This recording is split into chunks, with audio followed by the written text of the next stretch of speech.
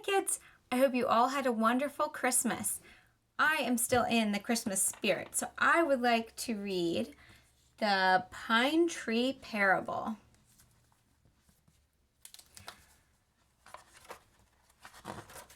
Every spring the farmer planted flowers. Every summer he grew fruits and vegetables. Every fall he harvested bright orange pumpkins.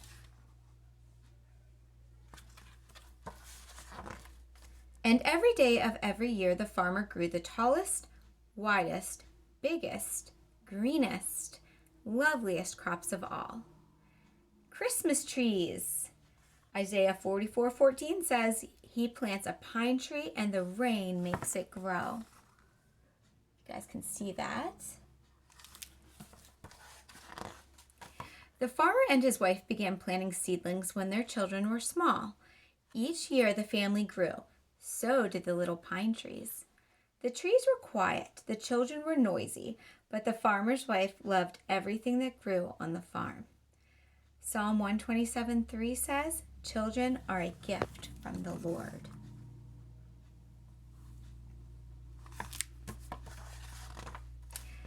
One chilly November day, the time finally came to sell the pine trees to the neighbors. People bought the fine-looking trees, which soon filled many homes with the fragrance of Christmas.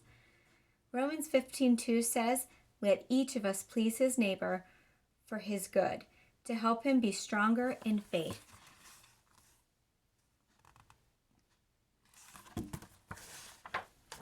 But the farmer's wife couldn't bear to part with one remarkable tree. It stood very tall and perfectly straight. Its long branches danced on the wintry air.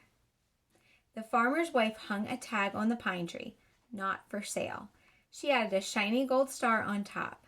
Now the family could enjoy the tree day after day, year after year, Christmas after Christmas. Ezekiel 31:7 says, So the tree was great and beautiful with its long branches. Its roots reached down to many waters.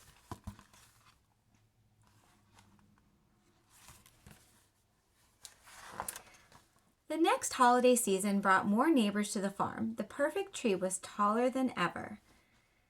Ezekiel 31:5 says, So the tree was taller than all the other trees of the field. When the neighbors asked, Oh, how much for this beautiful tree?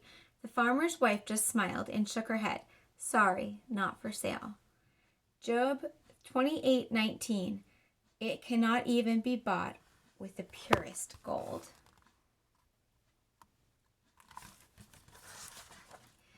One Christmas Eve, when the farmer's children were children no longer, a family of 3 drove up in a rusty old truck. Their clothes were patched and their faces looked tired. Matthew 26:11 says, You will always have the poor with you.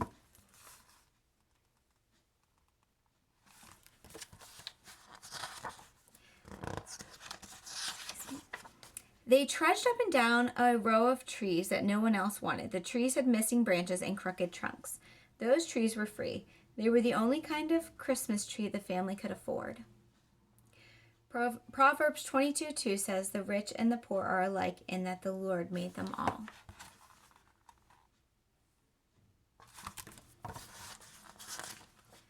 The little child found her way to the tallest pine tree. She stood at the foot of it looking up through the weeping branches to the glistening star on top. Oh my, she sang out, Can we buy this one?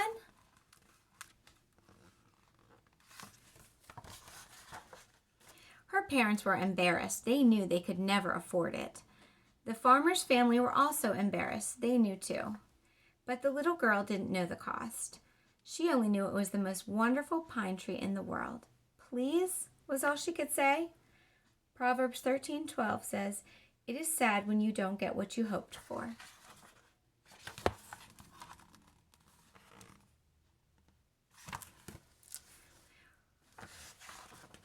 The little girl was so poor, yet so full of hope. What could the farmer's wife say to her? What could she do? Matthew 18:5, Whoever accepts a little child in my name accepts me. The farmer's wife took a deep breath. I'm sorry, she said. This tree is not for sale, but we'd like you to have it. as a gift. Proverbs 19:17, being kind to the poor is like lending to the Lord. The Lord will reward you for what you have done.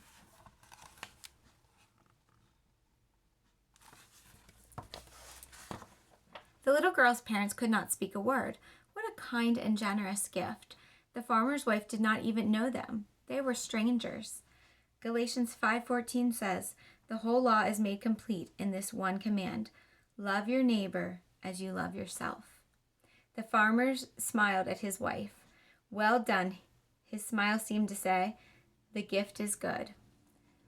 2 Corinthians 9:7, each one should give then what he has decided in his heart to give. God loves the person who gives happily.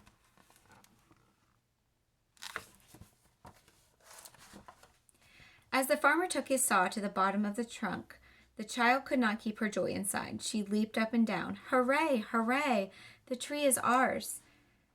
Proverbs 13:12, when wishes come true, it's like eating fruit from the tree of life. The child jumping up and down, so excited. The farmer's wife watched her favorite pine tree as it fell to the snowy ground. Tears shone in her eyes. She brushed them away like snowflakes. Yes, it was a great sacrifice, but it brought even greater joy. Isn't that just like Christmas? 2 Corinthians 8:9, you know that Christ was rich, but for you he became poor. Christ did this so that by his being poor, you might become rich.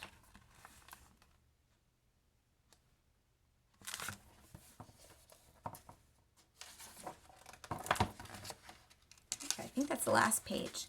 What a beautiful gift that we have, the gift of Jesus. I hope you all have a very blessed week, and I look forward to seeing you soon. And again, I am praying for you, and I miss you very much.